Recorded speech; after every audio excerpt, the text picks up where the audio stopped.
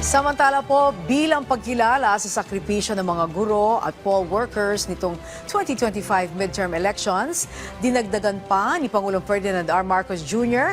ang kanilang honoraria. Ayon kay Palace Press Officer Yusek Claire Castro, inaprubahan ng Department of Budget and Management ang dagdag na 2,000 piso na honorarium para sa mga nagsilbi nitong halalan. Ibig sabihin nito, tataas na sa 12,000 pesos ang makukuha ng Electoral Board Chairperson, habang nasa 11,000 ang poll clerk at third member, habang 8,000 pesos sa mga support staff.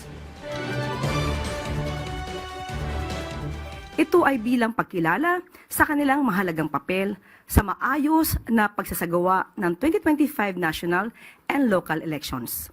Sa ilalim ng 2025 General Appropriations Act, nakalaan ang 7.4 billion pesos na pondo para sa higit 758,000 poll workers sa bansa.